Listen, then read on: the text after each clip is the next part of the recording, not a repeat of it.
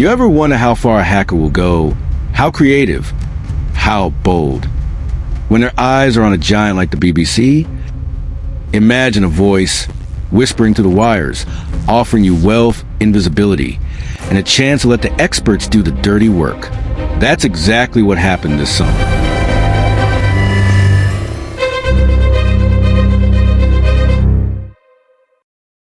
Something strange unfolded in July 2025.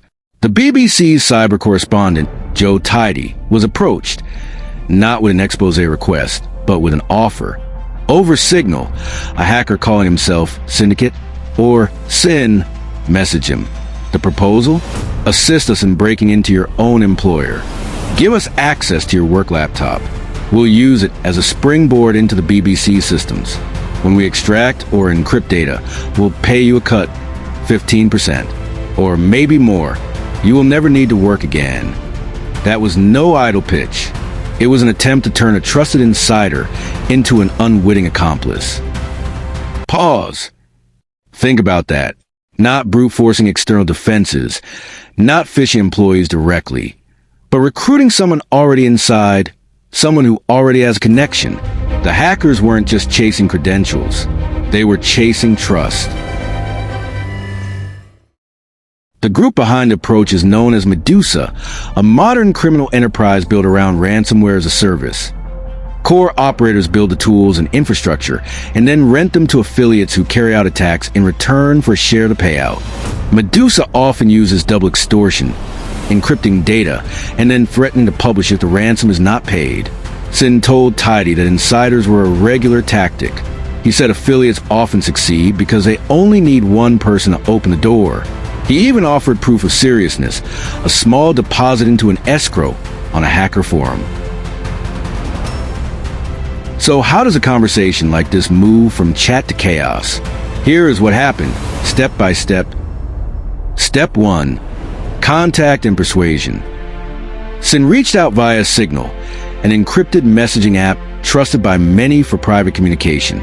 He pitched an insider approach, offering the journalist an untraceable cut of the ransom. He claimed to represent Medusa. He even sent links to dark web forums, asked Tidy to verify the identity via Medusa's darknet portal, and introduced the idea of escrow, putting 0.5 Bitcoin into a deposit on a hacker forum to show seriousness.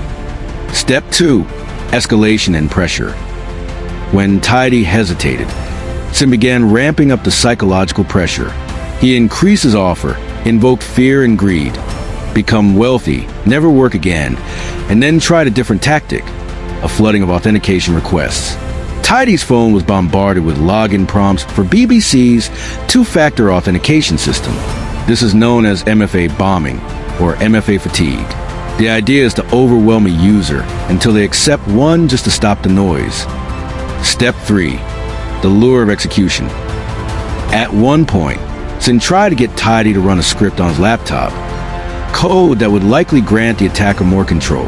The moment Tidy stalled, the hacker sent more MFA requests, pushing urgency and frustration. It's all a form of social engineering. Step 4. Risk mitigation by the victim. Joe Tidy, realizing the severity of the approach, contacted the BBC security team. They disconnected his account from the internal systems as a precaution. The hackers apologized, calling their MFA bombardment a test, and insisted the offer still stood. But after a few days of silence and no cooperation, the Signal account vanished. At its core, this was an insider recruitment attempt disguised as a bribe. They didn't need to break through firewalls, infiltrate networks, or exploit 0 days if someone inside would willingly open the door.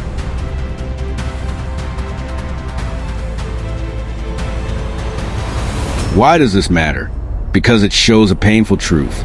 The biggest vulnerability in many organizations is not the firewall, not the VPN, and not the last patch server. It is the people inside the perimeter. One employee, one moment of weakness, one click, and the strongest defenses can be bypassed from within. The stakes were high. For the BBC, the risk included leak reporting, exposed sources, manipulated communications, and serious damage to public trust. For any organization, the same playbook could target hospitals, utilities, or government offices, places where the leverage is immense.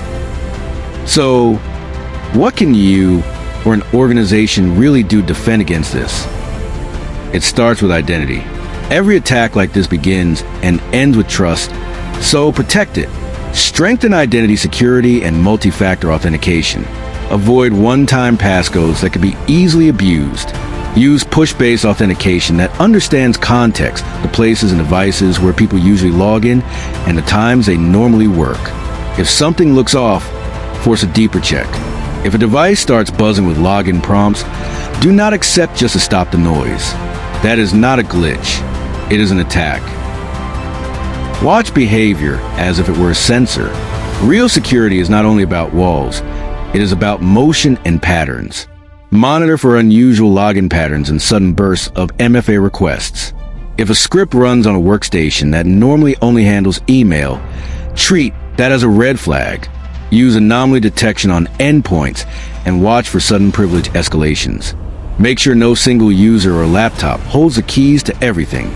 Enforce least privilege, so access is tightly scoped. Protect your people as deliberately as you protect your networks. Insider threat programs matter. Talk regularly about these tactics and make reporting easy and safe.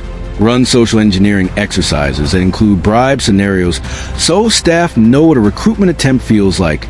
Teach people to escalate any unusual request, no matter how persuasive. And empower security teams to move fast when something feels wrong, even if the unusual activity comes from inside. Adopt zero trust and segment your environment. Treat every device, connection, and user as untrusted until proven otherwise. Build internal walls so a single compromised account cannot traverse the whole system. Apply continuous verification and micro-segmentation to constrain lateral movement. Prepare for response as if speed will save you, because it will. Keep clean offline backups. Have an incident response plan that covers both technical breaches and human manipulation. Prepare legal, PR, and forensic workflows for rapid containment and communication. Practice them regularly. Because sometimes there is no patch. The vulnerability here was not a bug in the code. It was human ambition and manipulation. The fix is layered, better identity controls, vigilant monitoring, training that actually changes behavior, and architecture that limits damage. So, the next time an employee gets a message promising quick wealth or secret rewards, remember that is how insider threats are born. It does not always start with betrayal. Sometimes it starts with curiosity, a bit of trust, or the illusion of opportunity. Hackers know breaking code is hard, but breaking people is easier. All it takes is one employee, one moment of weakness, one click that opens a door from within. Because the truth is this, an organization's greatest risk is often not outside the firewall, but inside it. Protect your people and your systems as one. Train them, monitor them, design systems that assume nothing, and respond fast when trust is weaponized. In the end, this episode reveals a darker lesson. Hackers do not always force their way in. Sometimes they just ask politely and wait for someone to say yes.